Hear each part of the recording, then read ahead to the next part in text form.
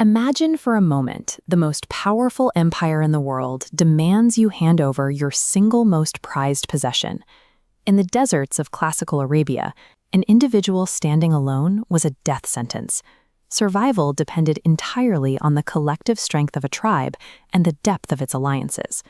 Without the backing of a network, the environment itself would eventually become an executioner.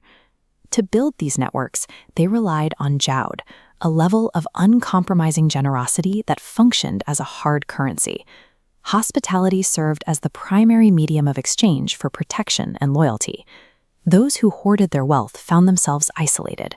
When the environment or enemies turned against them, they had no alliances to call upon, leaving them vulnerable to the first crisis that crossed their path. Hatem Al-Tai stood as the historical benchmark for this system.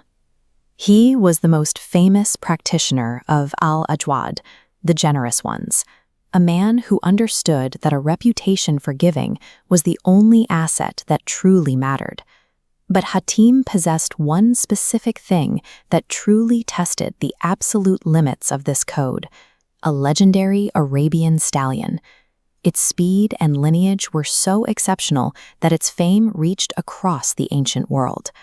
The Roman emperor, obsessed with owning the animal, dispatched a special envoy on a grueling journey across the desert to demand it in his name.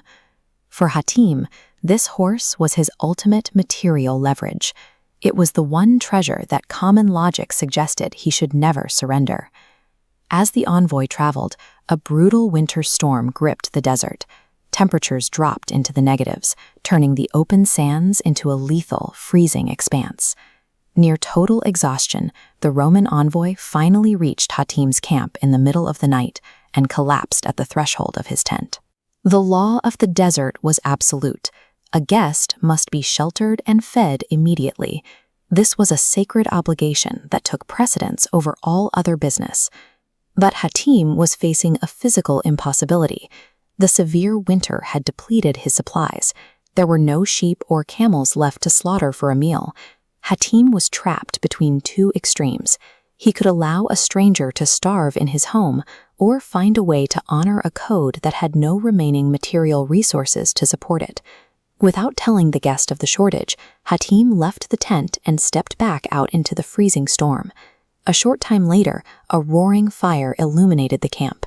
Hatem prepared a massive, freshly roasted meat feast in the middle of the frozen night.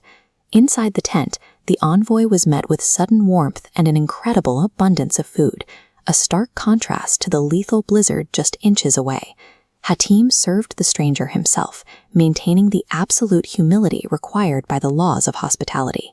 In providing this feast, Hatem demonstrated that his adherence to the social contract was more powerful than any material obstacle. By morning, the brutal storm had passed. The desert was still, and the envoy had finally regained his strength. The Roman formally delivered the emperor's message. The most powerful man in the world wanted Hatem's legendary horse, and he had come to collect it. Hatem met the request with a quiet, tragic composure. He told the envoy the horse was gone. With no other livestock left in the camp, the stallion was the only animal available to slaughter to ensure his guest did not go hungry the night before. The stunned Roman envoy had unknowingly consumed the very treasure he had crossed the entire world to acquire. This diagram shows legacy outweighing wealth in the desert economy. To Hatem, the horse was a temporary tool, but the honor of that sacrifice was a permanent source of power that no emperor could buy. This single act of sacrifice achieved exactly what Hatem intended. His name became synonymous with the highest form of character, creating a reputation that has outlasted the Roman Empire by over 1,000 years. It forces a difficult question. What is the most valuable thing you own, and would you be willing to give it to a stranger? The truest measure of wealth is defined by what a person is willing to surrender when the moment demands it.